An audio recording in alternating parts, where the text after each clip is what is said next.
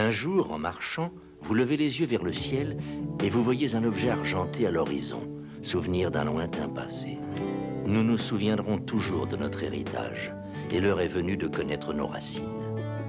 Nos frères des autres mondes sont prêts à nous rejoindre dans ce qui serait une rentrée heureuse au sein de l'intégralité, la chance de notre vie. À nous de choisir, à nous de décider. Un objet brillant circulaire traverse le ciel et vous vous dites « Alors, ces histoires sont donc vraies? Que devons-nous faire ?»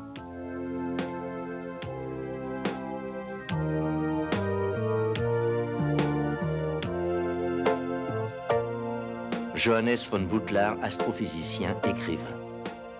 Je suis absolument convaincu qu'il y a une origine mutuelle à l'humanité, le genre humain, et à certains extraterrestres qui viennent sur notre Terre. J'ai différentes raisons de soutenir ce point de vue. Il y a certains extraterrestres qui sont identiques aux êtres humains par leur taille, leur apparence et leurs caractéristiques physiques, si nous prenons les rapports des témoins au sérieux, ce que je fais. Il y a un certain nombre de cas où ces visiteurs extraterrestres ont fait des remarques confirmant ce point de vue. Ils n'atterrissent pas officiellement à Washington, à Moscou ou à Londres, mais sont seulement aperçus discrètement, de telle sorte que les médias discutent constamment pour savoir si les ovnis existent ou non. Nous savons qu'ils existent, du moins un petit noyau, et quelles que soient leurs intentions, je suis sûr qu'il y a eu un développement ces dernières années, et que ce ne sera plus très long avant de connaître la vérité.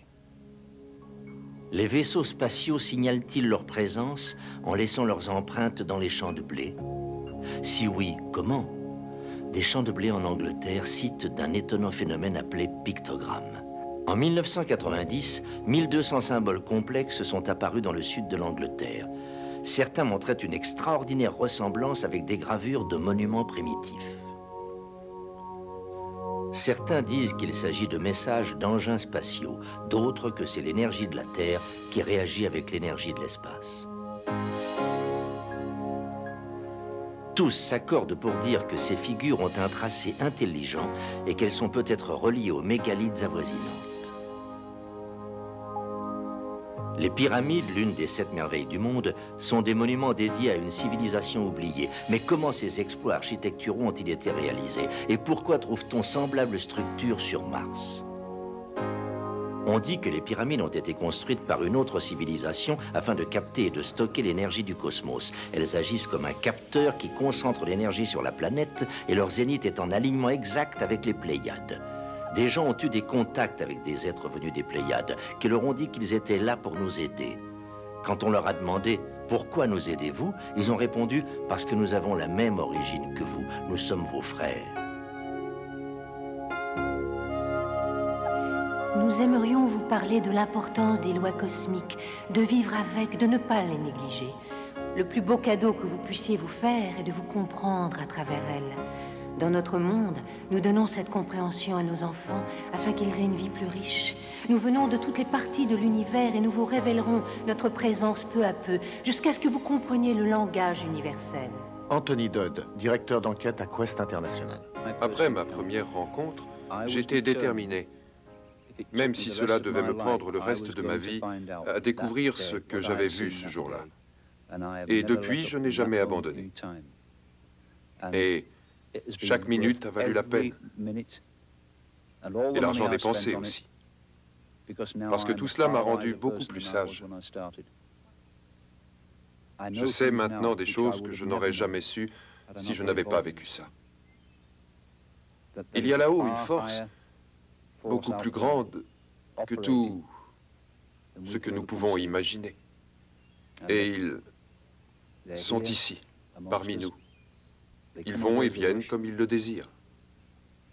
Ils nous observent, nous guident et nous indiquent la bonne direction. Cela ne fait aucun doute. Le cas d'Elisabeth Clarer est l'un des plus importants de tous les temps dans l'histoire des contacts avec les extraterrestres. Née en Afrique du Sud en 1910, c'est une femme d'une grande sagesse. Entre 1954 et 1963, elle a eu plusieurs entretiens avec des représentants d'une autre race. Un homme, qu'elle appelle Akon, lui a dit qu'il venait du système solaire de Proxima du Centaure. Entre eux est née une profonde amitié. Il l'a emmené pour un séjour de 4 mois sur Méton, sa planète natale, située à 4,3 années-lumière de la Terre. Méton est un monde avec 2 soleils. Elle a appris ainsi un grand nombre de choses sur l'univers et que l'espace est un grand laboratoire. Elle a immédiatement compris la structure du cosmos et les lois sur la fréquence de la lumière. Et, comme on en avait prié, elle a ensuite transmis ses connaissances à la science, pour laquelle elles furent d'une grande utilité. Elle fit une série de conférences et écrivit un livre dans lequel elle fait part de ses connaissances sur la structure de l'univers et donne au monde des informations scientifiques précieuses. Elle dit « La route des étoiles s'inscrit à l'intérieur d'un vaisseau spatial empreint de beauté et de simplicité, toujours vivant et vibrant et ressemblant à une galaxie entourée d'un halo et d'une onde de choc rayonnante. Tout dans la création est lumière, clé de l'univers. L'existence entière à travers les systèmes planétaires, les étoiles et la profondeur de l'espace interstellaire est constituée d'ondes de lumière visibles et invisibles.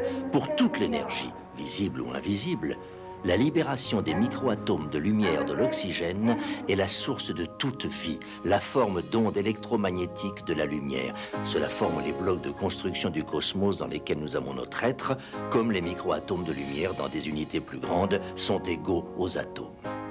La force spirituelle, la réalisation de l'âme et les pensées sont toutes constituées de vitesses différentes dans la longueur d'onde de la lumière.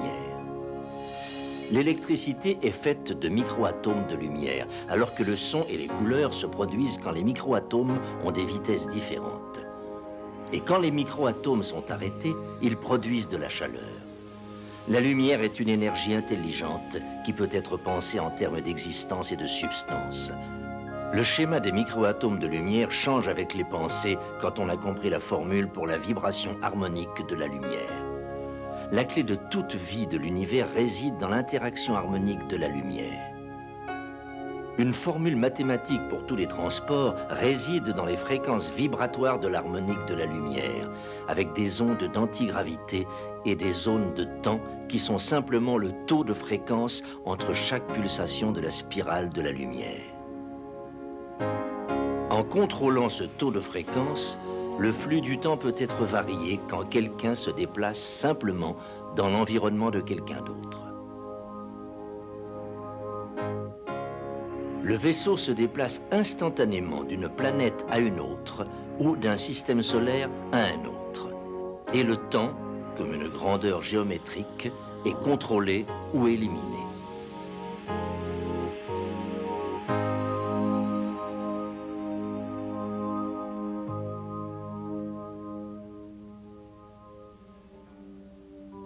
Votre civilisation doit encore comprendre la complexité et l'interaction entre la régénération et l'exploration spatiale. L'univers est en perpétuelle évolution. C'est une puissance importante, aux capacités destructrices qu'il convient d'approcher avec précaution et discernement. Entrer dans certains quadrants connus sous le nom de porte de l'espace ne peut être effectué que lorsque les conditions sont favorables et avec un véhicule spatial approprié. Tandis que l'univers évolue, de nombreuses planètes meurent, naturellement ou à cause de la stupidité d'une race. Donc, les civilisations doivent partir à la recherche de nouveaux foyers, sinon elles risquent de s'éteindre. Vous devez le comprendre pour être à même de réaliser des véhicules spatiaux de différentes tailles. Ils devront être disponibles du plus petit appareil utilisé pour la surveillance à d'immenses vaisseaux aussi grands que votre planète, capables de transporter une civilisation entière.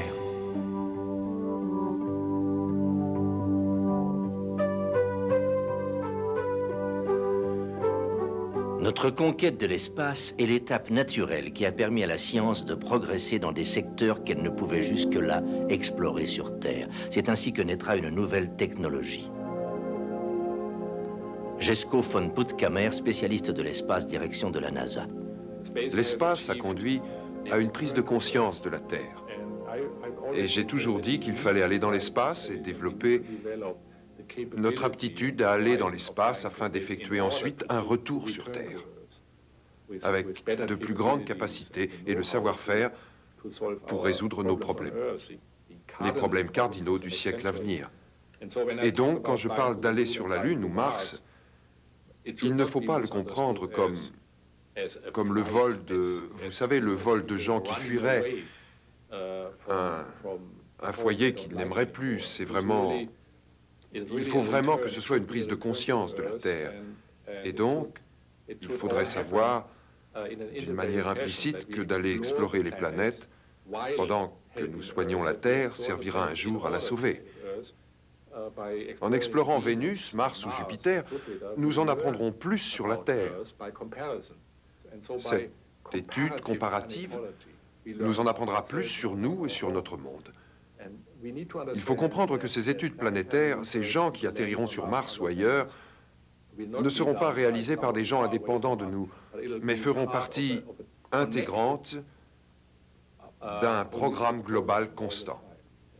La Terre restera pour nous le centre de tout et la raison première qui dicte nos actes. Voici le tracé de nos vaisseaux spatiaux partis à la recherche de connaissances et de vie extraterrestre. Nous engageons un dialogue pour lequel un langage commun doit encore être créé afin de pouvoir poser des questions que nous n'avions pas imaginées même dans nos rêves les plus fous. Dr Marina Popovic, pilote d'essai scientifique. Il y a de la vie ailleurs et donc une civilisation extraterrestre à qui nous tendons la main, dont nous aimerions attirer l'attention et avec laquelle nous aimerions établir un contact. Je suis sûre que nous pouvons le faire à une grande échelle. Après tout, il y a déjà de nombreuses personnes qui l'ont fait. Ce contact entre les gens est important dans l'univers.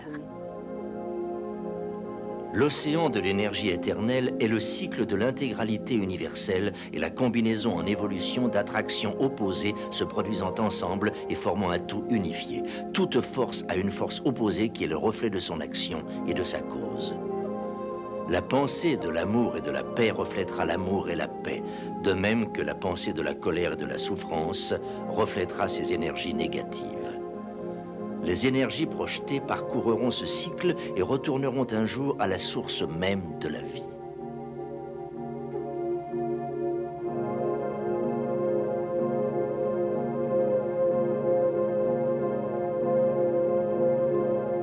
Thomas Burden, physicien. L'important, c'est que tout, une fois réduit à une particule de masse, est non linéaire et tout génère une conjugaison de phases et les ondes polarisées inverses. C'est la troisième loi de Newton. La génération de la force de réaction égale et opposée. Donc si vous croyez vraiment qu'il y a une force égale et opposée pour toute force qui est générée, alors son opposée est elle aussi générée. Et donc, où que vous regardiez, pour tout processus, il existera un processus égal et opposé. Et quand vous regardez l'univers, c'est en effet ce que vous trouvez. La beauté du travail de Whittaker, c'est que maintenant, en combinant ce que nous avons trouvé dans les miroirs de conjugués de phase, c'est une manière d'amplifier l'onde conjuguée en phase, de prendre l'énergie normale et d'en faire une matière noble qui restaure l'ordre au lieu d'aller vers un désordre croissant. Nous pouvons mettre du désordre dans cette chose magique et en ressortir un ordre parfait. Nous pouvons le convertir en son propre opposé. On appelle ça le miroir de conjugués de phase. En faisant ça et en amplifiant le déroulement opposé inverse, en amplifiant l'ordre, si vous voulez, on crée une physique tout à fait nouvelle. Par exemple, le concept de l'énergie est, pour chacun, l'hypothèse selon laquelle, en prenant l'énergie et en la transformant, vous obtenez le travail qui, en se dispersant, devient de la chaleur. Maintenant, nous avons un processus qui peut prendre cette énergie dispersée de façon passive et l'utiliser pour l'amener elle-même à se réordonner. Et ainsi réutiliser la même énergie. Dans un sens, c'est maintenant tout à fait possible. Alors qu'auparavant, ça ne l'était pas du tout. Et donc, ce que nous avons, c'est un nouveau modèle de physique. Cette nouvelle physique permet de faire des choses jusque-là impossibles à réaliser.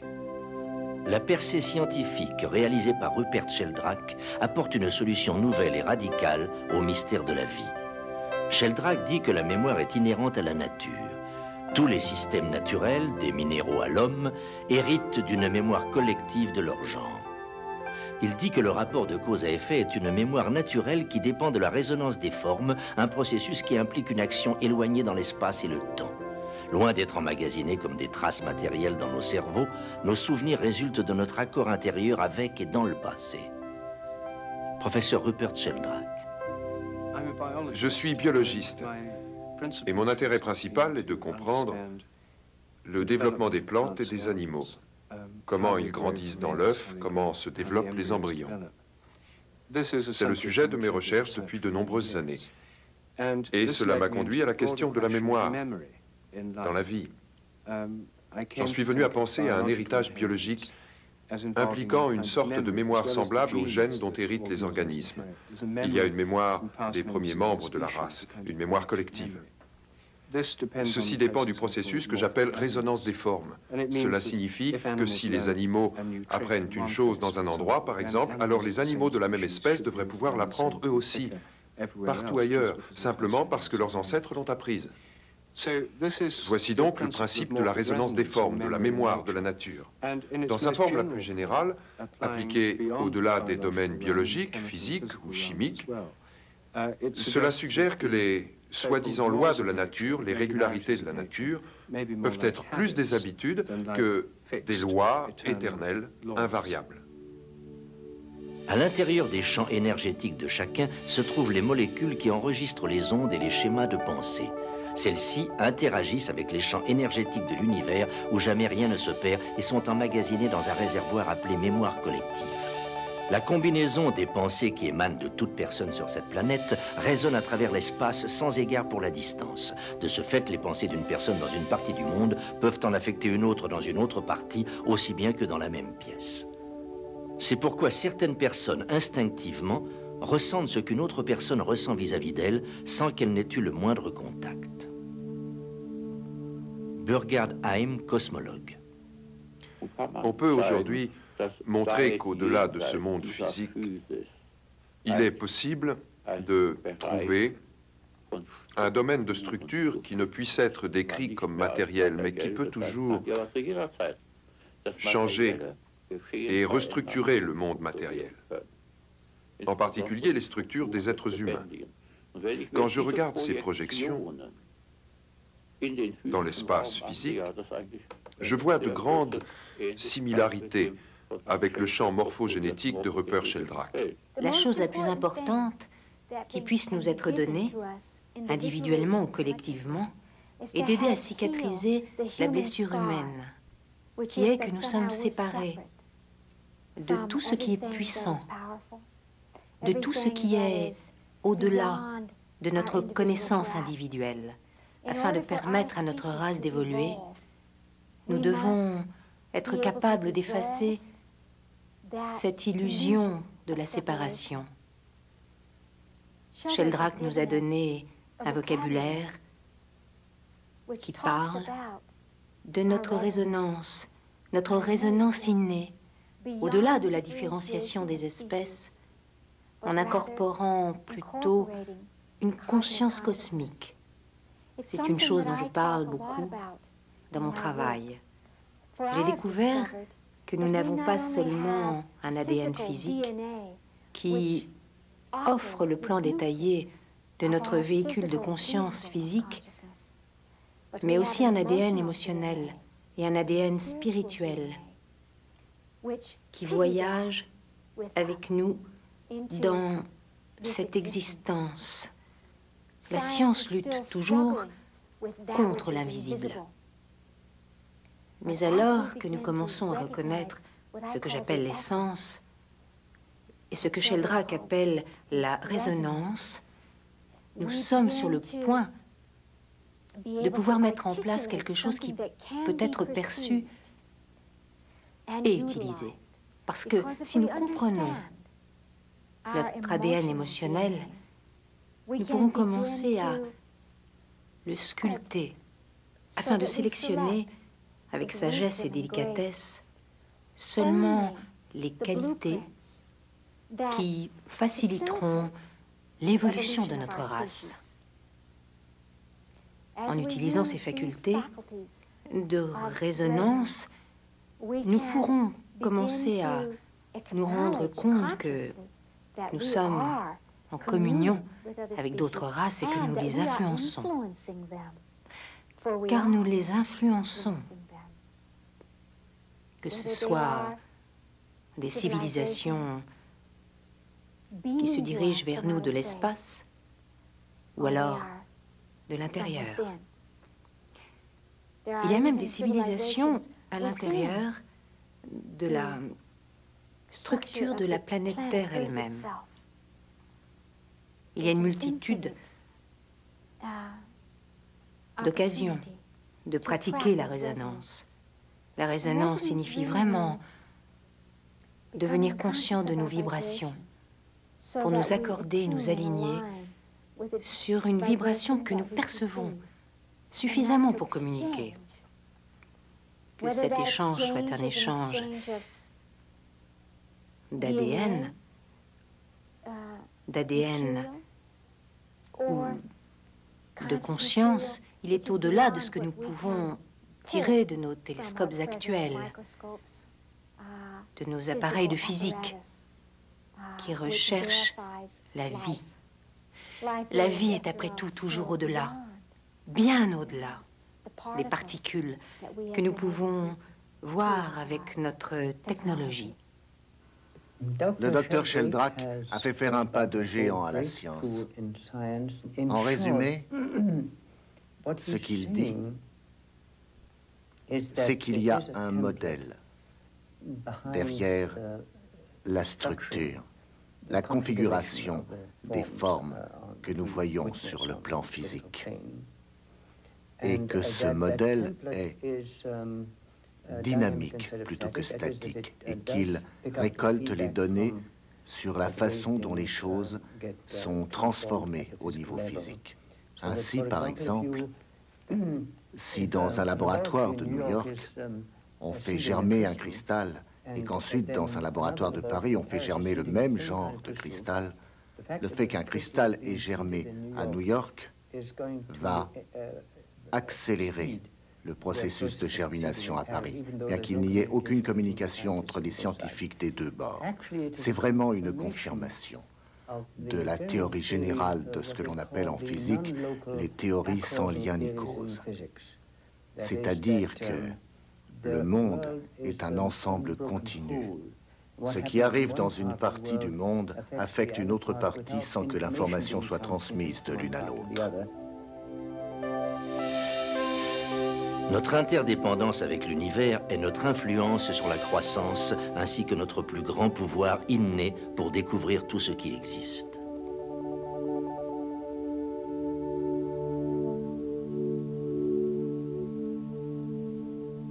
Thomas Burden. Le potentiel réel de l'être humain est d'abord de comprendre la réalité. C'est pour ça que nous sommes là. Ensuite, c'est de comprendre qu'il n'est pas seulement, comme on l'a dit, un ordinateur électrique dans un corps de chair, une machine de chair, de muscles, que nous sommes différents de cela, que nous sommes littéralement divins, nous avons des esprits, des âmes, et il y a une conscience et une vie spirituelle dans l'univers, nous en faisons partie. En fait, nous sommes faits à l'image de Dieu. Je ne dis pas cela d'une manière dogmatique, d'une manière à établir ou à vouloir que quelqu'un établisse une nouvelle religion, un nouveau culte ou quelque chose comme ça. Ce que nous voulons, c'est une nouvelle physique, une science qui traite avec la partie humaine, spirituelle, la partie personnalité, la partie émotionnelle et physique. Et l'approche que j'ai soutenue dans mon travail a révélé que nous pouvions le faire et le démontrer. En d'autres termes, c'est l'autre obligation. Non seulement vous devez avoir une théorie, une approche, une suggestion, un concept, mais la chose doit être démontrable, doit prévoir des résultats qui ne soient pas prévisibles autrement. Il faut pouvoir la prouver en laboratoire, et si on ne le peut pas, elle ne sert à rien. L'univers renferme les ressources nécessaires pour que nous puissions structurer le monde selon nos besoins. Quand l'homme commence à puiser dans le secret de cette expression miraculeuse d'une variété infinie, il devient le créateur.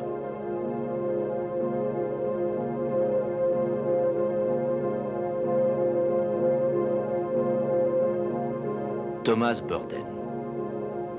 En mécanique quantique, qui est notre meilleure physique, nous avons un traitement théorique, un modèle, si vous voulez, où nous modélisons la réalité physique en petits sauts d'énergie appelés quanta. Des petits changements qui sont comme des petites briques et qui sautent de brique par brique. Et les gros changements ne sont que de nombreux petits changements de briques très rapides. Ce que nous avons en mécanique quantique, c'est le fait que nous ayons un certain genre de modèle appelé l'équation de Schrödinger, où toutes les choses qu'un système peut être, comment il peut être construit ou quelle sorte de forme il peut contenir, se déplacent et soudain le système s'effondre et une de ces choses se produit. On appelle ça l'effondrement de la fonction d'onde et cette chose qui était une quantité devient soudain un état observable. Si vous pouvez pénétrer dans une structure cachée et la manipuler à l'intérieur du potentiel de Schrödinger qui avance, vous pouvez décider d'en modifier une qui est disponible pour aboutir à une réalité physique. En clair, voici ce que nous avons dit. Avec l'approche de Whittaker, l'approche électromagnétique scalaire, vous pouvez pénétrer la réalité physique avant même qu'elle ne soit née, avant qu'elle ne devienne une réalité physique pendant qu'elle est encore à l'état de probabilité. Et vous pouvez calculer les probabilités directement et déterminer si oui ou non elle naîtra. Et quelle forme elle aura une fois née. En d'autres termes, pour la première fois dans l'histoire, nous pouvons calculer absolument la réalité physique elle-même. Cela est si effrayant que le physicien quantique est en général complètement abattu et ne peut supporter de regarder en face ce que cela signifie. Être capable de calculer de façon déterministe la réalité physique elle-même. Cela détruit le matérialisme. Pour toujours. Ce monde n'est pas construit comme une brique. C'est un système ouvert, c'est comme un tourbillon dans une rivière. Il est stable, mais si vous changez la rivière, vous changez le tourbillon. Et pour la première fois, nous pouvons calculer l'état virtuel de la rivière, qui génère tout. Et c'est le sens du travail de Sheldrake, du travail de David Bohm, des deux articles de Whittaker, et mon insistance à ce que tout cela soit réuni, mis en laboratoire et expérimenté, et je vous le dis, ça marche en laboratoire. Thomas Burden dit « Dans la science d'aujourd'hui, on trouve un nouveau concept de la réalité. L'individu revendique sérieusement de pouvoir étendre son cadre de compréhension. Le concept de perception est une abstraction qui permet de modeler la perception elle-même, que ce soit la perception mentale ou la détection physique. » Chris Griscom. Envisager que nous-mêmes puissions être multidimensionnels élargit et fait exploser complètement notre reconnaissance limitée des lois qui gouvernent le temps et l'espace. Parce que les dimensions ne sont pas séparées les unes des autres. Elles ne survivent pas seulement sur un continuum qui s'étend, mais elles sont luminescentes, fréquences vibrantes de la réalité qui s'interpénètrent les unes les autres. Il y a un treillage de l'univers, si vous préférez, dans lequel il y a des points clés qui s'imbriquent dans ce treillage, qui nous permettent de déchirer le voile, de passer au travers des fenêtres des dimensions pour apporter et ramener à nous par un va-et-vient des informations pertinentes pour notre évolution. Nous avons vécu auparavant, nous avons accès à de nombreux corps, des corps humains et d'autres formes de corps qui peuvent nous aider dans ce bond puissant de la conscience, afin que nous puissions utiliser l'univers puisqu'il existe pour nous. Être multidimensionnel signifie simplement que vous êtes un hologramme. vous êtes un être d'holographie et que votre concentration sur une dimension n'est qu'un point de référence sur ce cercle d'holographie, qui n'est pas seulement sur un plan, mais sur plusieurs plans simultanément. Comme nous nous identifions nous-mêmes comme des humains sur un point de cet hologramme à ce moment précis, si quelque chose devait déclencher votre état multidimensionnel, vous reconnaîtriez que ce point de référence sur votre hologramme est disponible pour vous ouvrir à tous les autres points de référence qui interagissent avec ce point, pour que vous puissiez voir que vous êtes beaucoup plus que ce que vous croyez être, que vous pouvez savoir tout ce que l'humanité a su et tout ce qu'elle saura. À l'Institut de la Lumière, nous parcourons les fibres de l'ADN qui créent notre véhicule physique, de sorte que nous reconnaissions comment il se fait que génération après génération, nous puissions de fait surmonter les réalités qui se présentent à nous simultanément. Nous venons des étoiles. Nous pouvons venir des étoiles et de la Terre en même temps, et ainsi enrichir l'expérience que nous vivons dans ces corps, en connaissant et en faisant l'expérience de l'état multidimensionnel. Jill Peirce est un auteur et une conférencière célèbre spécialisée dans la science du son qui est maintenant largement connue à travers les mondes asiatiques et extraterrestres comme étant la clé de la 6e dimension, qui est entre autres responsable de ce que nous appelons la créativité et l'inspiration. Jill Peirce, scientifique et écrivain. Je crois que lorsque nous sommes inspirés, par exemple, quand nous sommes inspirés et dans une humeur créative, en tant qu'artiste, compositeur, écrivain, nous nous accordons à la nature de l'univers, à travers une sorte de résonance, qui signifie que nous pouvons traduire la structure de l'univers en quelque autre modalité. Je n'utilise pas le mot symbole parce que je crois que c'est plus qu'un symbole. C'est une sorte de reconnaissance de ce que c'est. C'est presque une traduction plutôt qu'un symbole. C'est la traduction d'une chose, d'une forme, en une autre forme, par l'action de l'accord de cet individu qui a été créatif dans la nature de la réalité. Et ensuite, en le traduisant d'une autre manière, qui dans un sens le rend humain, il devient accessible à tous les autres humains qui reconnaîtront son caractère humain et en même temps sa nature divine. Donc il y a une transformation complète du monde matériel en un monde spirituel. C'est, je crois, une chose que les humains peuvent faire. Donc nous avons un côté qui atteint les cieux, qui atteint l'univers de la multidimension, et en même temps nous avons les pieds bien sur terre. Donc nous pouvons rapporter ces traductions parce que nous sommes tout à la fois physiques et incorporels.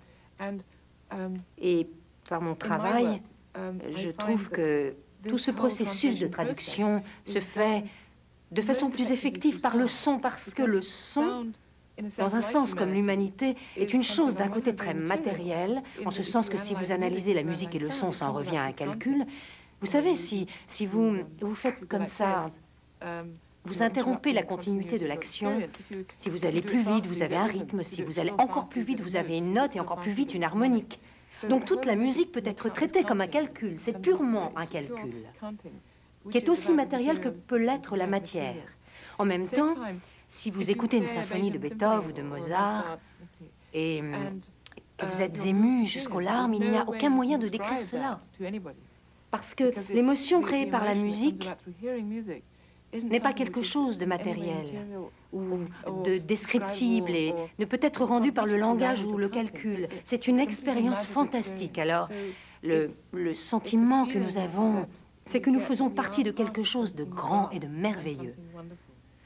Parce que nous reconnaissons à travers l'identité de ces sons qui sont à nous et à l'univers. Nous reconnaissons ce que nous sommes. Nous ne nous reconnaissons pas comme quelque chose de petit et de réduit, mais quelque chose de grand et de merveilleux. Dans cette mesure, il y a certaines sortes de musiques auxquelles nous répondons tous. Ce sont ces musiques qui nous touchent au plus profond et fournissent cette sorte de reconnaissance et ce sens de joie profonde que nous faisons partie d'un univers grand, merveilleux et radieux. La musique est la vibration harmonique de toute substance et la source des émotions humaines. Les sphères sont les âmes de la substance de la matière à partir desquelles la vie commence. L'homme est uni à l'univers par la force vitale de toute matière au travers des sphères.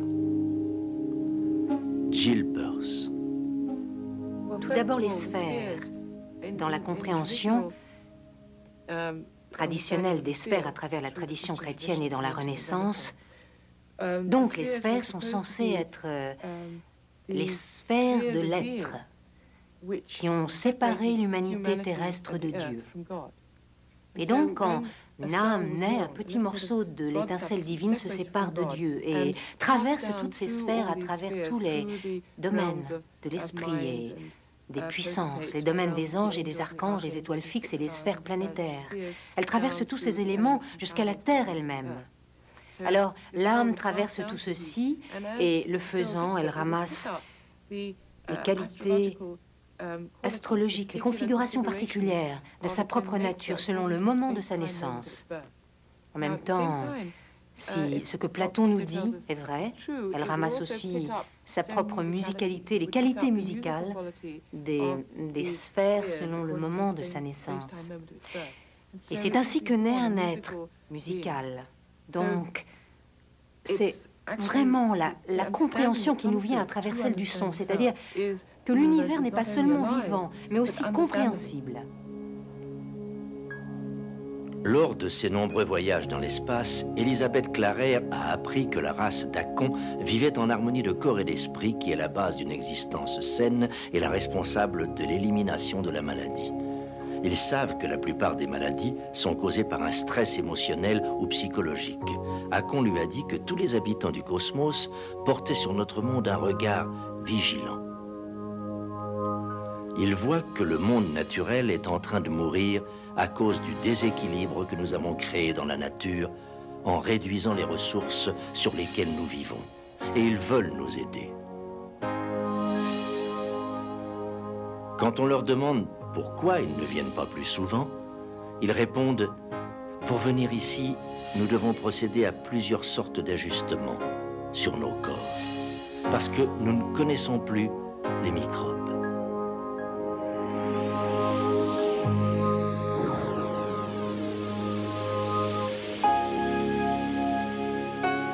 Cet engin spatial a été vu sortant de la mer près des îles Canaries. À plusieurs reprises, des ovnis ont été vus sortant de l'eau un peu partout dans le monde. On sait qu'ils utilisent leur technologie avancée pour aider le monde à décontaminer des régions fortement polluées. Par exemple, des boules de feu vertes sont apparues dans des secteurs de grande radioactivité dans le but de la neutraliser. Les extraterrestres ont dit à de nombreux contacts qu'ils pouvaient aider la Terre, mais seulement à une certaine échelle. Sinon, ils interféreraient avec notre libre arbitre, et cela est défendu par la loi cosmique. La vie sur notre planète est différente de celle que vous menez sur Terre.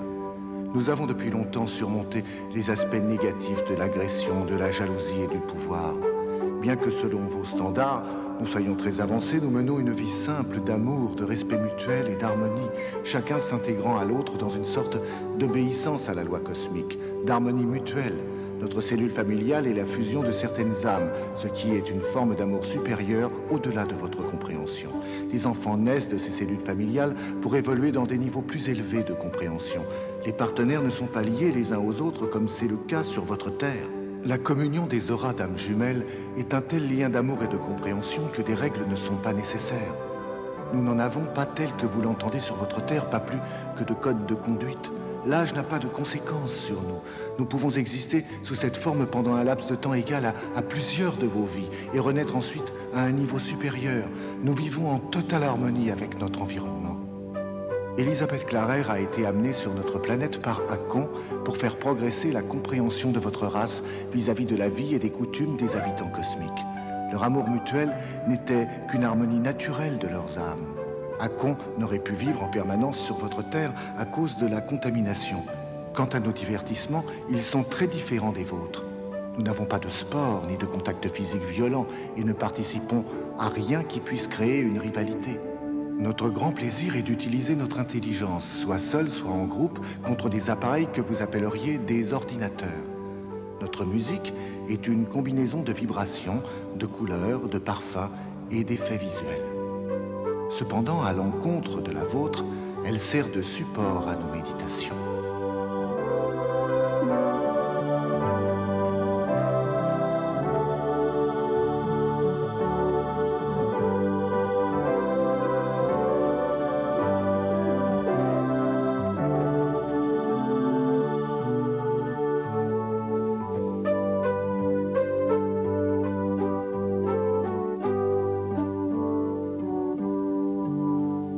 Anthony Dodd.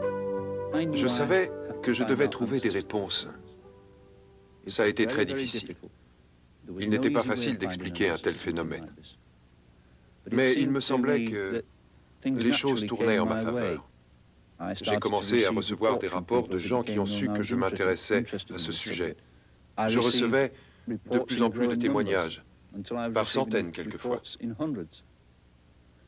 Et ensuite, le cercle s'est élargi pour quitter la région et s'étendre à toute l'Angleterre, puis lentement mais sûrement au monde entier.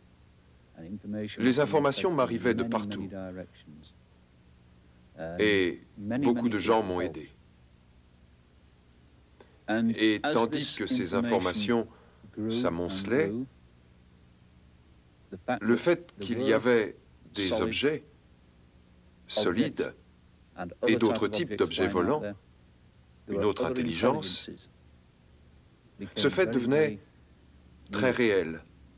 Il y a une richesse d'informations en documents et en témoignages sur l'existence réelle de ces entités, de ces extraterrestres, peu importe le nom.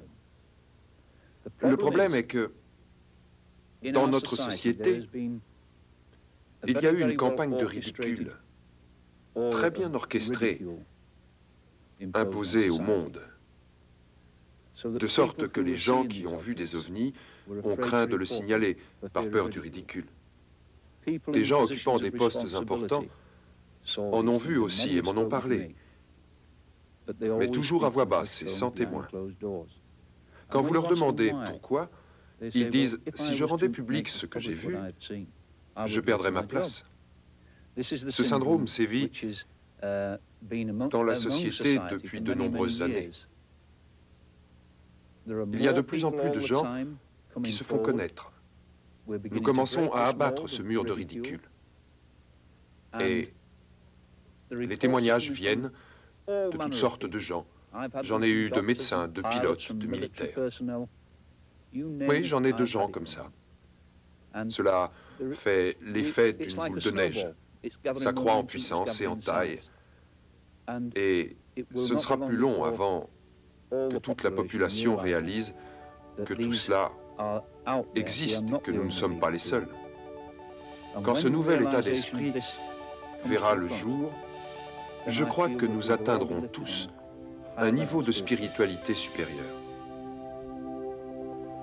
L'homme commence à respecter l'univers et les lois du cosmos. De ce fait, il va apprendre un grand nombre de choses avec une plus grande facilité. Chris Griscom. La première loi du cosmos que nous découvrons vraiment à travers la présence de notre véhicule physique est la loi de la permission. La loi de la permission nous parle de l'espace. Par exemple, à quel point laissons-nous quelqu'un que nous aimons ou que nous n'aimons pas approcher de nous? Quelle part de notre propre pouvoir avons-nous le droit d'utiliser quand ce pouvoir interfère avec les besoins et les manifestations d'autrui? Ce sujet de conversation est délicat sur notre planète et nous essayons d'amener l'humanité entière à retenir cette leçon. Où mes droits commencent-ils et où finissent-ils dans mes relations avec autrui? Puis-je prendre ce qui t'appartient? Bien sûr, cette loi cosmique de la permission apparaît dans tous les livres sacrés quand nous parlons du droit à vivre ensemble ou à bouleverser une autre vie.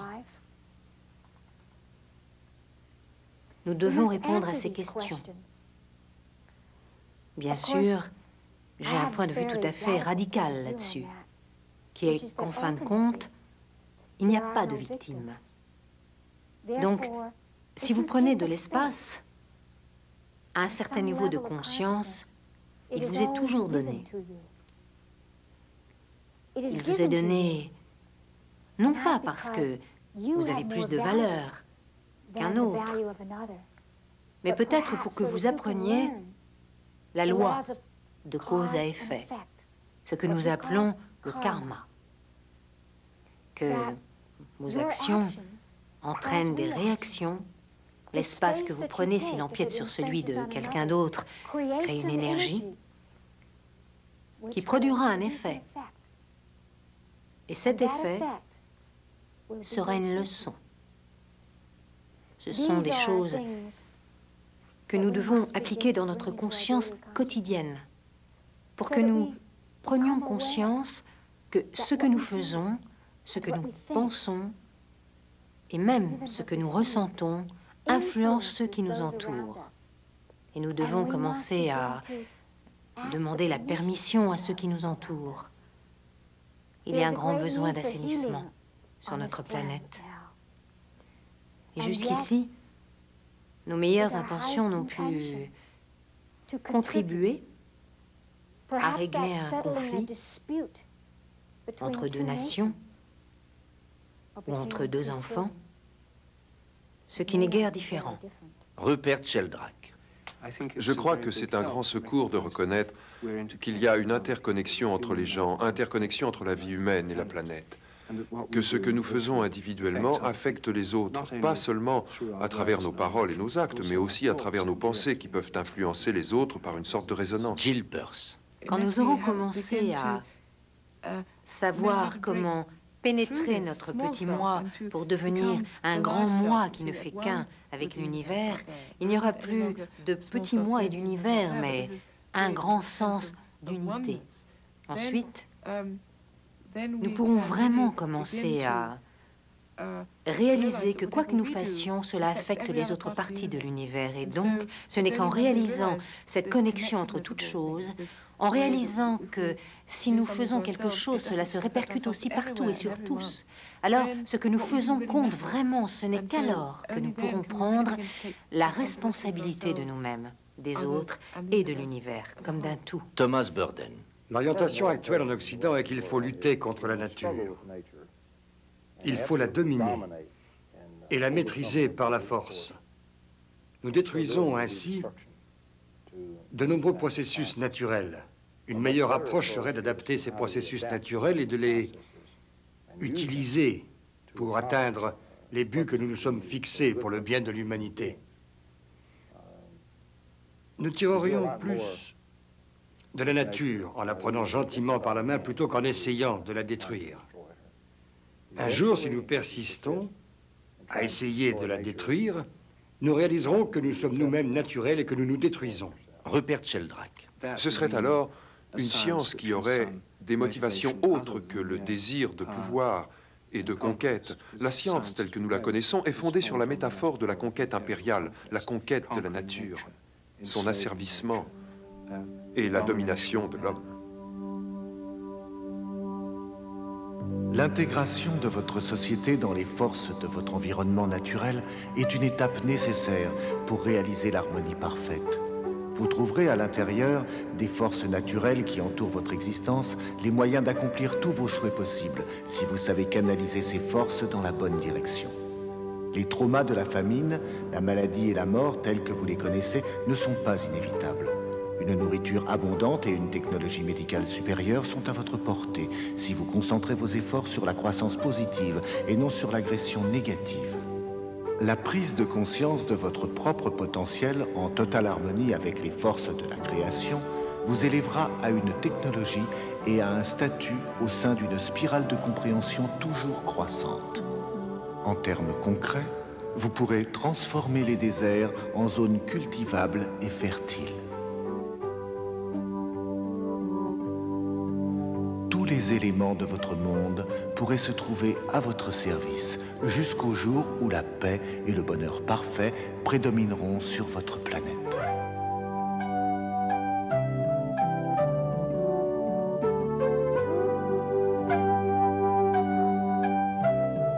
Chris Griscom. Ce qui se passe quand l'homme découvre qu'il fait partie de la loi universelle, c'est que, presque sans rien faire, sa vie quotidienne commence à évoluer, à changer. Parce que, s'il se fait un devoir de suivre ces lois cosmiques, c'est toute sa façon de vivre qui va par nécessité se modifier. Nous ne pouvons pas avoir conscience des lois de cause à effet, du karma, et continuer aveuglément à nous jeter simplement dans nos vies, sans tenir compte des effets. Dès que nous réaliserons que nous avons un effet sur l'environnement, quelque chose changera en nous, notre cœur changera, notre compassion changera. Tout être humain cherche la confirmation qu'il a des buts, qu'il peut faire une différence dans le monde, même si c'est une différence dans la famille ou le travail.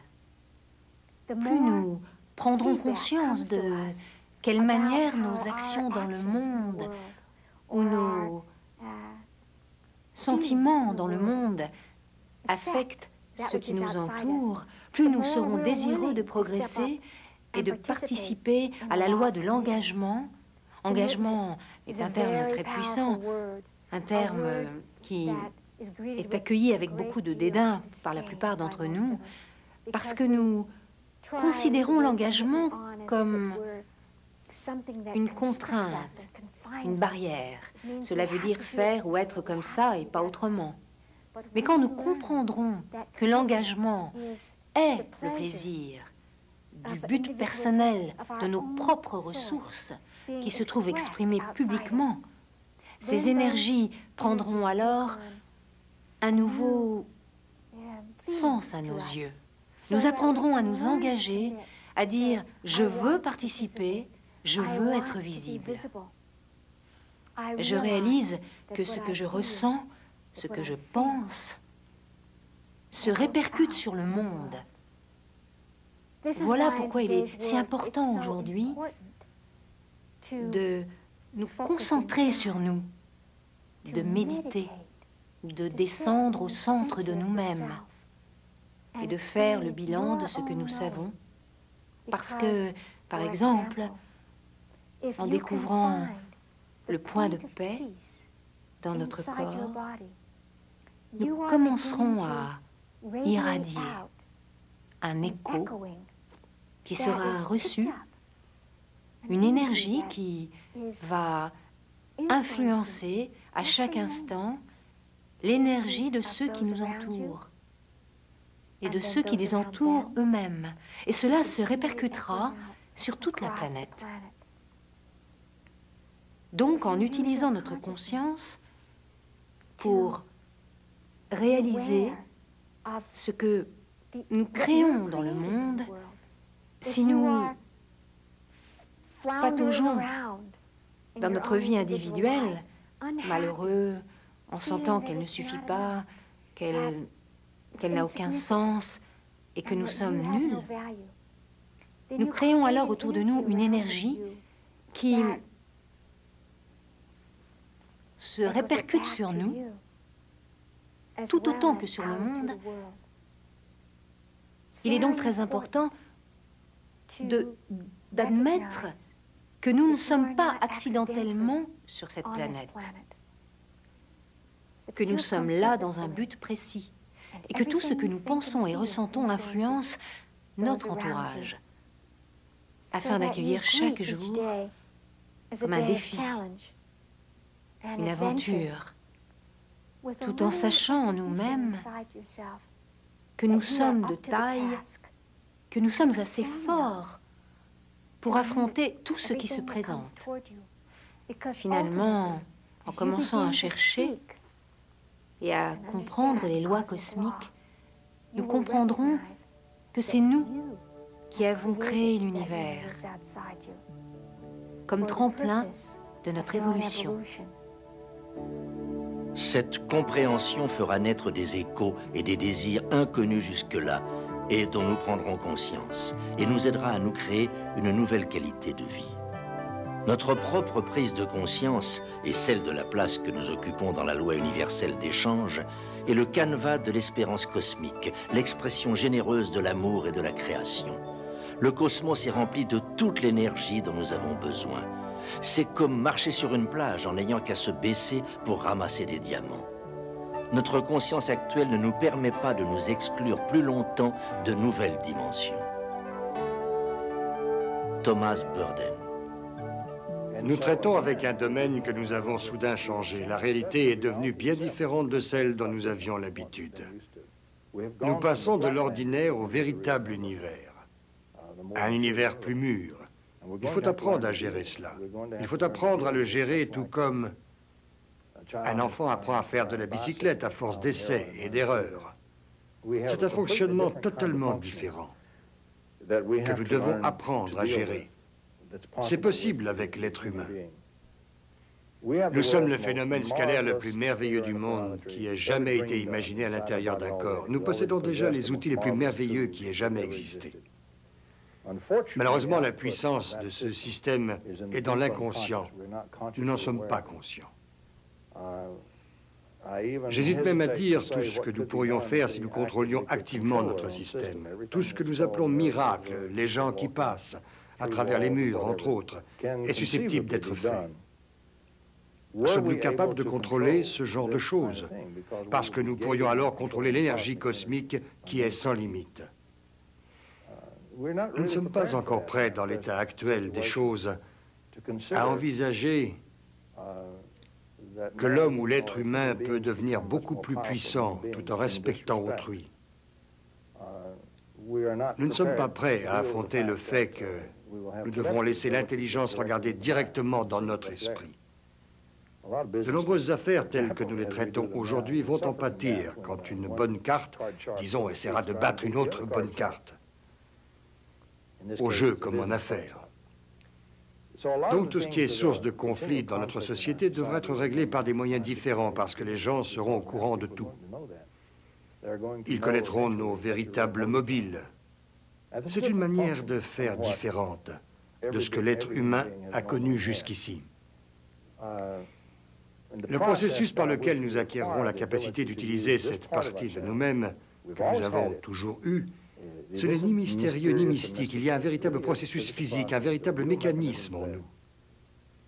C'est comme si tout le monde avait maintenant la capacité d'être un funambule sur un fil tendu. Normalement, c'est impossible. Si on essaie, on tombe et on se blesse. Mais avec de l'entraînement, en répétant ses efforts, on peut apprendre à le faire. Tout le monde en a la capacité. Et c'est la même chose ici. Nous avons certaines capacités, tout le monde en a, qui sont innées, mais pas développées. Et elles peuvent l'être. Et nous allons devoir gérer un tout nouveau et immense domaine du fonctionnement humain auquel nous n'avons jamais été confrontés. C'est un autre aspect de l'avenir. Je crois que l'essentiel de mon travail est la notion de nature vivante. Nous vivons dans un monde vivant. La vie humaine fait partie d'un système de vie plus vaste. Et que la manière de connaître ce monde vivant plus vaste peut venir directement à nous au travers de notre expérience de la vie autant qu'au travers de théories intellectuelles. Cela veut dire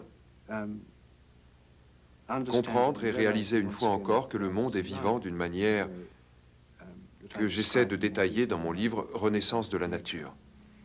Cette manière de penser nous permet d'apprécier beaucoup plus notre propre expérience de vie et nous permet aussi de reconnaître que nous savons beaucoup de choses par pure intuition. Et cette connaissance est une connaissance valable et importante, pas une chose simplement subjective qui doit être écartée en termes de compréhension plus extérieure et plus intellectuelle. Il faut arriver à considérer que notre intellect et nos intuitions sont des expériences directes et une façon complémentaire de connaître la vie, plutôt que de dire que l'intuition n'est que subjective alors que l'intellect est supérieur et totalement objectif. La réponse à qu'est-ce que la vie, quel est son but, est pour moi vraiment très simple. Le but de notre vie est l'évolution de notre âme. Nous voyons notre âme comme quelque chose d'individuel. Ce n'est pas le cas. C'est une partie de l'étincelle universelle de la vie, une énergie vitale divine. Et tandis que nous venons au monde, nous sommes là pour élargir l'univers à travers notre expérience. Chacune de nos expériences ouvre les réalités probables qui sont disponibles dans l'univers. Sans évolution, tout s'arrêterait. Tout disparaîtrait. Toute l'énergie est sans cesse en expansion, se déplaçant au rythme du pouls universel. Et ce pouls englobe la vie, la mort, la vie, la mort, la contraction, l'expansion, la lumière. L'évolution de notre race a suivi le même cours que la vôtre, longtemps avant la naissance de votre civilisation. Nous avons subi les guerres féodales et les déstabilisations destructives, mais cela nous a fait évoluer. Nous ne sommes pas supérieurs à vous, mais seulement plus sages, car l'évolution de notre race a précédé la vôtre. Nous sommes ici en amis pour vous servir de guide, comme vous le serez vous-même quand votre évolution sera réalisée. Chacun de vous a la capacité de grandir en compréhension et d'élever sa conscience cosmique. La réponse réside en chacun de nous. Nous ressentons de l'amour pour vous et savons que vous prenez maintenant le chemin de la compréhension cosmique. Nous vous donnerons amour, conseil et compréhension pour vous aider en accord avec les lois cosmiques et l'esprit d'affection fraternelle. Mais nous ne pouvons que vous conseiller. L'avenir de votre race doit être déterminé par votre libre arbitre. Ce que nous voyons nous donne un grand espoir et nous aspirons au jour où vous rejoindrez la fédération de la fraternité cosmique.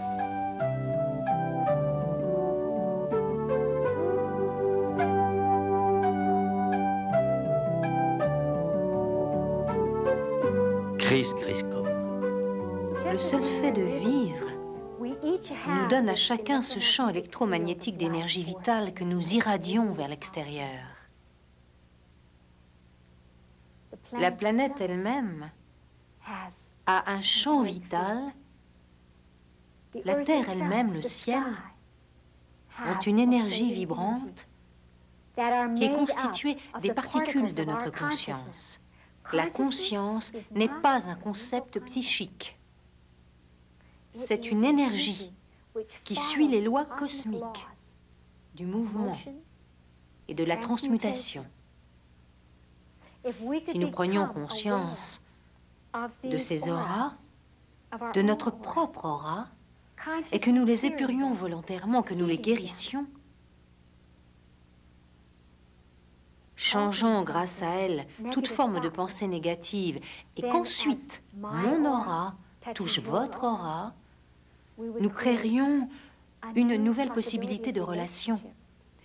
Et nos auras réunies créeraient de nouvelles relations, de sorte que l'aura de la planète en serait purifiée. C'est pourquoi les indigènes du monde entier parlent toujours de l'âge de l'existence et comment, à cet âge, nous aurons atteint peut-être les limites de la pénombre. Nous devons prendre conscience des pulsations de ces lois cosmiques pour pouvoir purifier l'énergie planétaire. Rupert Sheldrake. Je crois que le plus difficile, c'est le changement collectif des attitudes que nous devons opérer. Qu'un individu à Londres décide qu'il ne se rendra pas à son travail avec sa voiture, mais prendra les transports en commun, ne résoudra pas le problème global mondial ni l'effet de serre. Pas plus que l'individu qui décidera de manger de la nourriture organique plutôt que celle à base d'engrais chimiques. Ce qu'il faut, c'est un changement collectif, et cela doit impliquer une dimension politique. Si cela implique une dimension politique, cela doit impliquer aussi des dimensions sociales, culturelles et religieuses, parce qu'à moins d'ajouter un aspect spirituel à tout ça, à ce changement, je ne crois pas qu'il sera possible de le soutenir ni de motiver suffisamment les gens. Dans l'un de ses livres, Rupert Sheldrake écrit « Nous devrons répondre à notre crise écologique actuelle de façon pratique, en faisant les changements sociaux, politiques, économiques et technologiques appropriés. Nous devons considérer l'attitude qui mène à une telle dévastation de la Terre et trouver une manière de vivre plus harmonieuse. Ceux d'entre nous qui croient en la puissance de la prière doivent prier pour recevoir pardon et conseil. Si un ordre humain plus juste et plus sage voit le jour, si une nouvelle harmonie se développe entre l'humanité et le monde vivant, cela semblerait en effet une réponse à ces prières. Dès que nous saurons penser au monde comme à une entité vivante, nous admettrons qu'une part de nous l'avait toujours su. C'est comme sortir de l'hiver dans un printemps retrouvé. Nous pouvons commencer à reconnecter notre vie mentale à nos propres expériences de la nature, directes et intuitives, et développer ainsi une compréhension de la nature humaine plus riche, basée sur les traditions et la mémoire collective, liée à la terre et au ciel, reliée à toutes les formes de vie et être consciemment ouvert à la puissance créative exprimée dans toute évolution. Nous renaissons dans un monde vivant.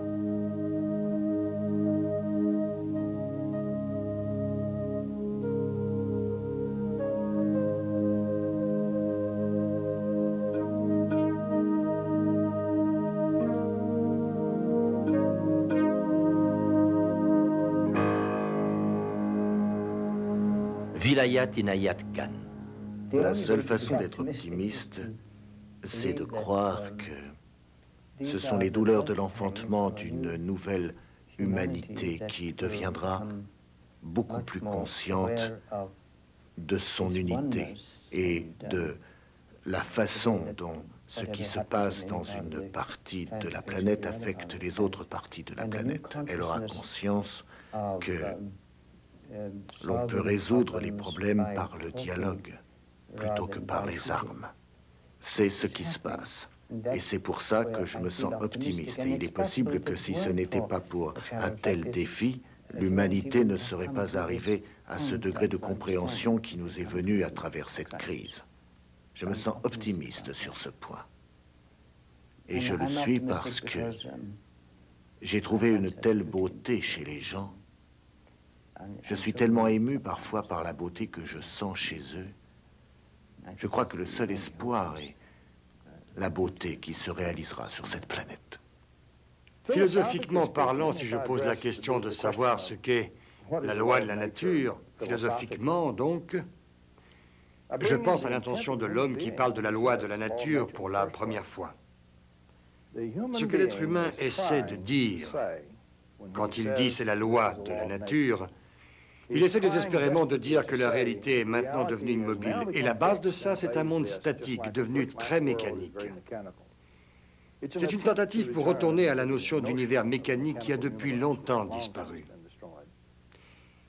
Mais vous voyez, si vous avez un univers qui ne comporte pas ce genre de lois, et dont vous pourrez modifier les lois, même les arranger en utilisant par exemple la méthodologie de Whittaker, La réalité n'est alors plus immobile, elle devient malléable, elle devient variable. Vous pouvez la modifier. Et c'est bien là la plus grande insécurité dans le monde. Il n'y a plus de sécurité. Où est ma forteresse? Où sont les choses sur lesquelles je peux compter? Où sont mes couvertures si protectrices? Elles se sont toutes envolées. L'effet produit quand l'être humain est confronté à ça, c'est que cela le force à se poser des questions. Qu'est-ce que cela signifie d'être vivant? Qu'est-ce que cela signifie en fait d'être immergé dans une existence physique? Qu'entendons-nous d'abord par existence physique? Ne sommes-nous vraiment que des machines? Ne sommes-nous que ça? Qu'est-ce que les savants orthodoxes conventionnels essaient de nous dire? Et la réponse que nous trouvons, c'est que ce n'est pas ça. Nous sommes des esprits, nous sommes des âmes, nous sommes des formes et des esprits vivants. Le fait que nous habitions un corps, nous avons en lui un magnifique robot à notre service. Très utile. Ne doit pas nous faire croire que nous sommes ce corps, c'est faux. Cela devient bien sûr un principe religieux. Si vous êtes enclin à la religion, et c'est mon cas, je ne suis pas catégoriquement enclin, mais je suis croyant. Si vous êtes enclin à la religion et que vous croyez qu'il y a un créateur quelconque qui a créé tout cet ordre magnifique et qu'il n'a pas simplement surgi un jour du néant, si vous croyez en ça ou si vous l'acceptez comme une thèse, ce que cela vous dit, c'est qu'il y a une réalité merveilleuse dans laquelle nous vivons et que nous nous considérions prêts ou non, nous détenons maintenant les outils pour transformer la réalité elle-même avec tout ce que cela implique. Nous devons apprendre à être plus mûrs, plus responsables, au lieu de nous immerger dans la guerre et de nous tuer les uns les autres, de nous assommer. C'est une réalité beaucoup plus responsable et beaucoup plus complexe que ça. Ce n'est pas simplement gagner ou perdre de l'argent, des avantages, du pouvoir ou de l'influence. C'est beaucoup plus compliqué et complexe que ça, plus riche et plus humain aussi. Si nous réussissons à projeter les lois de l'énergie de manière à ce que, par exemple, nos formes de pensée puissent être admises comme des ondulations qui se déplacent et influent sur l'univers, nous pourrons alors réaliser que nous ne faisons pas simplement de la figuration, mais que nous pouvons, sans crainte, étendre notre conscience pour atteindre le but de la vie. Donc, si vous choisissez de chercher l'unité, de soutenir le bien, de vous dire « je suis heureux de vivre » tous les jours, votre forme de pensée, vos sentiments, libéreront alors une énergie dans le monde qui l'améliorera. Vous pouvez l'essayer. Quand vous rentrez chez vous le soir, passez la porte avec cette pensée, je suis heureux d'être ici. Et vous découvrirez que les autres membres de la famille vont se sentir heureux, qu'ils seront contents de vous voir, qu'il régnera alors une énergie émouvante, que tout le monde va irradier le bonheur d'être vivant. C'est aussi simple que cela. Une réflexion faite à une de vos connaissances changera sa façon de voir la réalité. Si nous regardons le monde ainsi, nous saurons qu'il y a un espoir illimité, que c'est nous qui créons l'univers, qui créons notre qualité de vie. La décision ne revient qu'à vous seul. Un vieux dicton dit, quand une porte se ferme, une fenêtre s'ouvre. En regardant nos vies, nous constatons tout cela. Cela se passe vraiment. Cela a lieu. Tout ce que vous vivez est un cadeau. Cherchez le cadeau, il vous sera facile de sentir que la qualité de votre vie est riche, est pleine, qu'elle ne prend pas sa source dans le monde extérieur. Pas du tout. Elle prend sa source en vous, et seulement en vous. Vous n'êtes pas seulement la vedette de votre propre film, mais vraiment le réalisateur de ce film. L'univers change à travers votre expression, à travers la vie que vous menez. L'espoir n'est pas seulement pour l'avenir, ce n'est pas un concept, c'est simplement une énergie que nous pouvons commander du plus profond de nous-mêmes en sélectionnant nos pensées et l'expression que nous dégageons. La vie n'est pas une tragédie. La vie n'est pas un accident. Vous et moi sommes ici et avons le droit d'être ici avec élégance et bonheur. Vous êtes les enfants du destin et la lumière de la création. Vous faites votre voyage cosmique tout au long d'un arc-en-ciel. Votre esprit flotte aux côtés des créatures éthérées et se met à l'unisson avec toutes choses. Vous êtes la lumière de l'amour et de la compréhension, fait avec le sang vital de l'immortalité qui vient du Créateur du temps lui-même. Avancez dans l'amour, en sachant que la vérité de votre avenir est déjà écrite dans le grand livre de l'éternité et que votre destin est assuré. Suivez les guides de sagesse et de vérité, tout en progressant dans la compréhension que vous êtes la graine du Créateur. Et ce Créateur, c'est vous.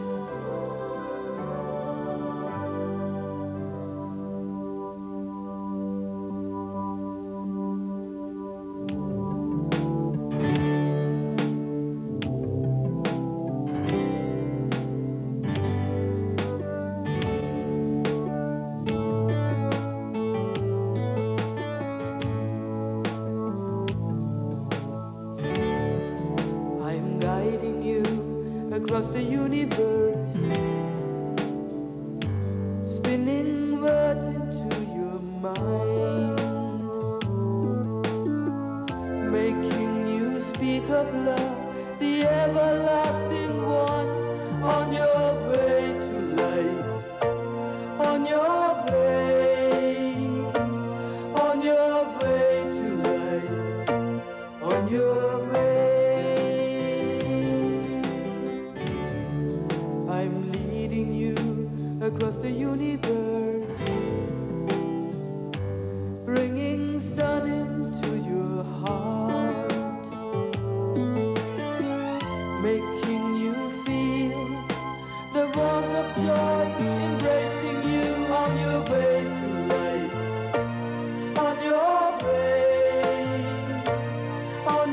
way to life, on your way. I will hear your call. If all seems to crumble or fall, I will hear your call. I'm carrying you across the universe,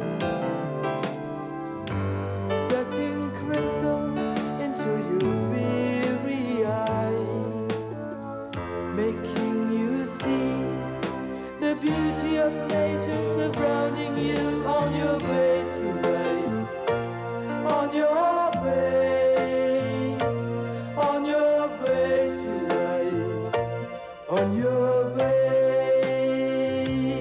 And if all seems to tumble and fall, I will hear your call. If all seems to crumble or fall, I will hear your call.